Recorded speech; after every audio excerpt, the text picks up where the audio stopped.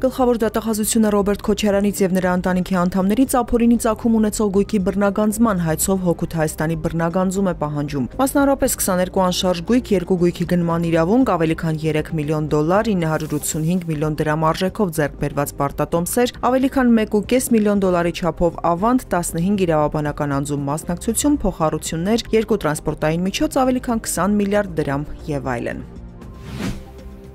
Հոկտեմբերի 27-ի գործից անջատված մասի շրջանակում այսօր քննչական կոմիտեում վկայի կարգավիճակով հարցաքննվել է ազգային ժողովրդավարական բևեռի խորհրդի անդամ Ժիրայր Սեֆիլյանը։ Փաստաբան Արայիկ Պապիկյանի տեղեկացմամբ հարցաքննության համար հիմք է հանդիսացել Սամվել Բաբայանի հայտարարությունը, թե հոկտեմբերի 27-ից հետո Ժիրայր Սեֆիլյանը զանգահարել է իրեն եւ խոսել է աբեկչության մասին։ Ըստ փաստաբանի Սեֆիլյանը հարցաքննության ժամանակ հաստատել է, որ այդ օրը խոսել է Բաբայանի հետ, սակայն իր համար անակնկալ է եղել, որ վերջինը դեպքից 25 տարի անց իրեն վերագրել է մի արտահայտություն, որ իրականությանը չի համապատասխանում։ Քննչական կոմիտեն վերջին ժամանակաշրջանում բանկային խարդախությունների հետ կապված բազմաթիվ ահազանգեր ու քրեական վարույթներ ունի, բազմաթիվ են նաև բացահայտված քրեական վարույթները։ Կոմիտեի նախագահ Արտուր Պողոսյանը նշում է, դեպքերի ուսումնասիրությունը ցույց է տալիս, որ հիմնական դերակատարները Հայաստանից դուրս են։ Եղել են նաև այլ պետություններում կատարված հանցագործություններ, որոնց դերակատարները Հայաստանի քաղաքացիներն են։ Կոմիտեն նման խումբ բացահայտել է։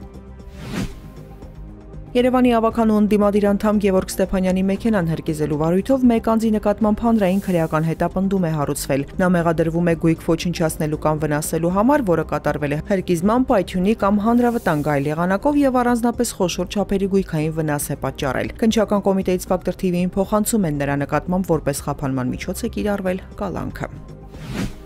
Լեհաստանը փակում է Կրակովում Ռուսաստանի հյուպատոսությունը։ Վարշավան հայտարարել է, որ նման որոշման համար հիմք են ընդունել անցյալ տարի Լեհաստանի մայրաքաղաքում գտնվող առևտրի կենտրոնում տեղի ունեցած հրդեհում ռուսական կողմի ներգրավվածությունը։ Մինչ այս լեհական իշխանությունները հայտարարել էին, որ անցյալ տարվա մայիսին Վարշավայի Մարիվիլսկա առևտրի կենտրոնում բռնկված հրդեհը ռուսական հետախուզական ծառայություններն են կազմակերպել։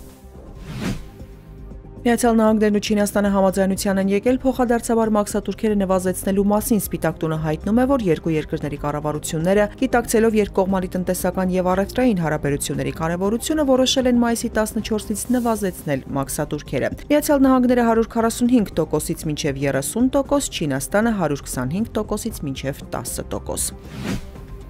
ԱՄՆ նախագահ Դոնալդ Թրամփը հայտարարել է, որ պաղեստինյան Համաս շարժման կողմից պատանդ պահվող Էդան Ալեքսանդրը վերադառնում է հայրենիք։ Ըստ Թրամփի դա հնարավոր է դարձել Կատարի եւ Եգիպտոսի միջնորդական ջանքերի շնորհիվ։ Էդան Ալեքսանդրը Գազայում պահվող ողջ մնացած ամերիկացի վերջին պատանդն էր։ Համասն Ալեքսանդրի ազատ արձակումը անվանել է հրադադարի հաստատմանն ուղղված քայլերից մեկը։